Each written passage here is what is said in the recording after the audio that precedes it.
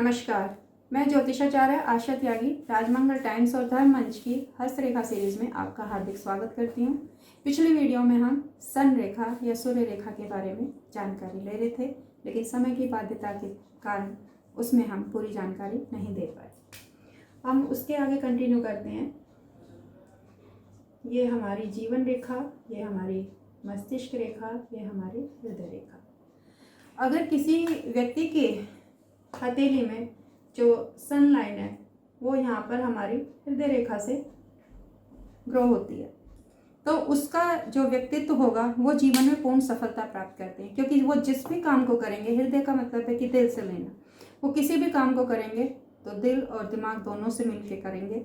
तो उन लोगों के जो जीवन काल में हो सकता है कि बचपन में उनका कष्टप्रद जीवन रहा हो, लेकिन जवानी या जो वृद्धावस्था है, यौवन अवस्था तक वो अपने गोल को अचीव कर लेते हैं। उनका जो बुढ़ापा है वो अच्छा कटता है, क्योंकि इस रेखा का एक और इम्पोर्टेंस है कि अगर ये हमारे मणिबद्ध से स्टार्ट होती है तो वो बाय बर्थ यश और मान लेकर पैदा हुआ है। अगर वो यहाँ पर इसके मस्तिष्क रेखा से ग्रो होती है तो उसको मध्यम अवस्था में यश मान मिला है। लेकिन अगर यहाँ पर हमारी जो ये हृदय रेखा है इससे ये लाइन ग्रो होती है तो इसका मतलब ये है कि उसको युवावस्था के बाद यश और मान की प्राप्ति होती है। मतलब दोपन जो है उसने संघर्ष में गुजारे हैं, वो सेल्फ मेड पर्सन होगा। तो ऐसे जो लोग होते हैं वो अपने प्रयत्नों से, क्योंकि लाइफ का एक्सपीरियंस होता है, एक मैच्योरिटी उनके बिहेवियर में आ जाती है, इतनी जल्दी वो करते हैं कि वो यश मान उनको पूर्णता को प्राप्त हो जाता है। जो बचपन की कमी थी या जो जवानी की कमी थी, युवावस्था की कमी थी, वो उनको महसूस नहीं होती।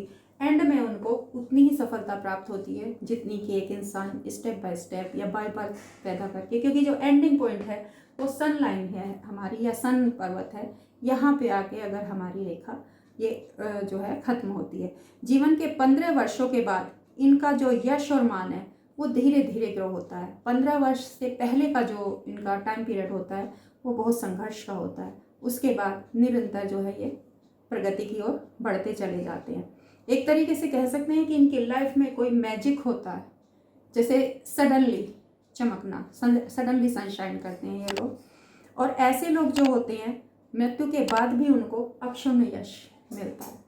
कुछ लोग होते हैं कि जो जीवन काल में कुछ लोग उनकी तारीफ करते हैं, कुछ लोग होते हैं कि मृत्यु के बाद भी उनके जो एफर्ट्स होते हैं उनको दूसरे लोगों को एक उदाहरण दिया जाता है। तो ये लोग जो होंगे जिनका हृदय लाइन से यहाँ पर ये रेखा ग्रो होती है या निकलती है या इसका उद्गम होता है और सन लाइन पर जा रही है, लेकिन एक शर्त हमेशा रहेगी कि ये ग्रो कहीं से भी हो, एंड पॉइंट इसका सन सूर्य पर्वत पर ही होना चाहिए और उस पर कोई भी अशुभ चिन्ह नहीं होना चाहिए। उसमें से कोई भी रेखा डाउनफॉल की तरफ नहीं होनी चाहिए, क्योंकि जिस टाइम में किसी भी रेखा पे अगर डाउनफॉल होता है तो उसमें छोटी छोटी जो रेखाएं होती हैं उन्हें कहते हैं शाखाएं, वो नीचे की तरफ दिखाई देने लगती हैं।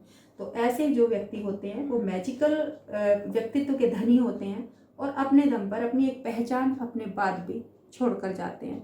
ऐसे लोगों को कभी कभी ये रेखा अगर टूट जाती है या कहीं जो है इसमें इस तरीके की शाखाएं नीचे की तरफ हो जाती हैं तो अपयश का सामना भी करना पड़ता है। जैसे कुछ लोगों का होता है कि हम हर्षद मेहता एक वो थे, उनके बारे में सुनते थे कि रातों रात वो जो है किस तरीके से करोड़पति बन गए, या बहुत सारे लीडर्स इस टाइम होते हैं, नाम तो मैं क्या लूँ, बहुत सारे लोग हैं, लेकिन सडनली पता चला कि ईडी का छापा पड़ गया तो इतना यशमान नहीं मिला जितनी उनकी बदनामी हो जाती है।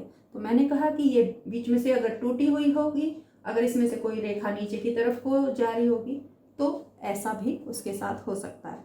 नेक्स्ट आते हैं हम कि यदि किसी व्यक्ति के हाथ में ये हर्षल से ग्रो होती है तो ऐसा व्यक्ति जो होगा उसे बहुत परिश्रम करना पड़ेगा और उसको जो जीवन में है बहुत ही व्यवस्थित ढंग से जीना पड़ता है।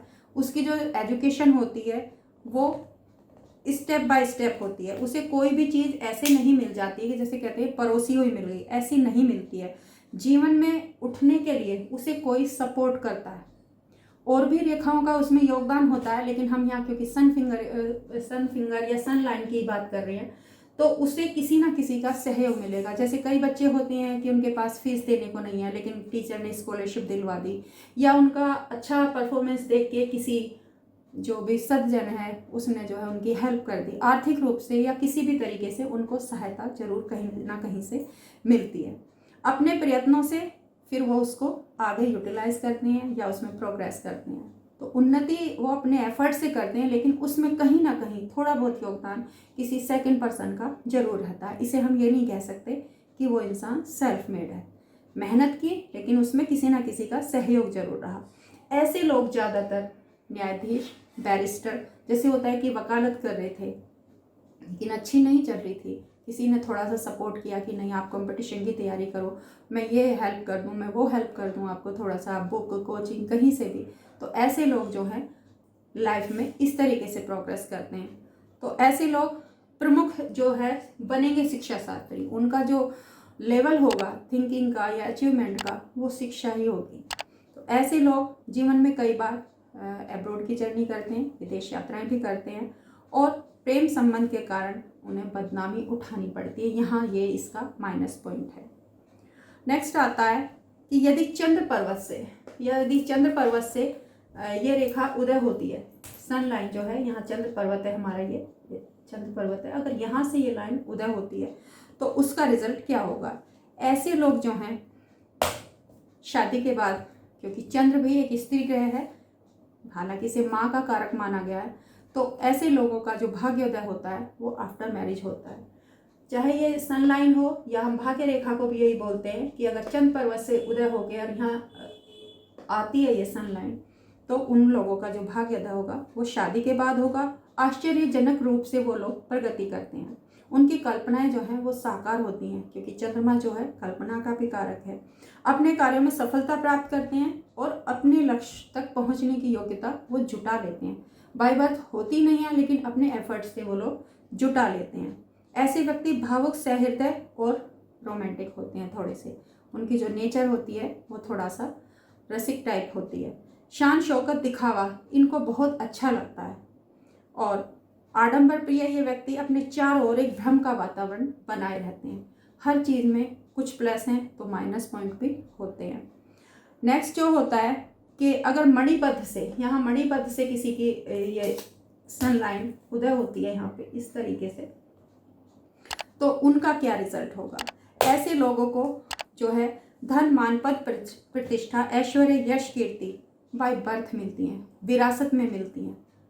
जैसे कहते हैं कि जो पैतृक सुख या पैतृक संपत्ति या पैतृक जो स्वाभिमान है वो उनको मिलता है। ऐसे व्यक्ति उच्च कोटि के व्यापारी हो सकते हैं, जैसे फैमिली बिजनेस है, और साहित्यकार हो सकते हैं, किसी भी फील्ड में वो अपना नाम कमा सकते हैं। लेकिन ऐसे लोग जो होते हैं सादगीपूर्ण जीवन जीने वाले और धर्म में पूरी आस्था रखते हैं, क्योंकि जो मणिबद्ध है यहाँ से बाय बर्थ उनके संस्कारों में ही ये चीज़ें होती हैं। नेक्स्ट जो है हमारा, अगर हमारी जो ये उद्गम है इसका अनामिका फिंगर के मूल से होता है, अनामिका फिंगर्स के मूल से यहाँ से होता है, तो वो लोग जो है बिजनेस में, अकाउंट्स में, बैंक में, उस क्षेत्र में अपना नाम ज़्यादा कमाते हैं, क्योंकि जो बुध है हमारा वो बिजनेस का कारक है, वो अकाउंट्स का कारक है, और वो साहित्य का भी कारक है, रिसर्च का भी कारक है। उसके अलावा अगर राहु क्षेत्र से, तो राहु क्षेत्र ये हमारा जो बीच का एरिया है, ये हमारा राहु का मैदान है। अगर यहाँ से किसी के जो सन लाइन है उसका उद्गम होता है, तो ऐसे लोगों का जो होता है वो फेस पे एक रेडिश ग्लो होता है, बचपन सुखमय व्यतीत होता है और जीवन में धन ऐश्वर्य की कोई कमी नहीं रहती। जीवन में ऐसे लोगों को अधिक परिश्रम भी नहीं करना पड़ता, थोड़े से प्रयासों से ही इन्हें जीवन में सफलताएं मिल जाती हैं। ऐसे लोग ऊंचे स्तर के व्यापारी भी होते हैं, और इन लोगों के पास समाज में सम्मान कम रहता है। कम इसलिए रहता है क्योंकि वो उनको सडनली मिला हुआ होता है, और ये लोग समाज की परवाह भी नहीं करते, क्योंकि राहु का प्रभाव इनकी जो लाइफ स्टाइल है उसमें पाया जाता है। अपने ऊपर किसी प्रकार का ये अंकुश भी नहीं रखते। तो नेक्स्ट फिर बच जाता है थोड़ा सा, यहीं तक इस समय की बाध्यता के कारण बता पाएंगे। थोड़ी सी कुछ बातें हैं वो हम अगली वीडियो में लेकर आपके साथ फिर से हाजिर होते हैं। नमस्कार।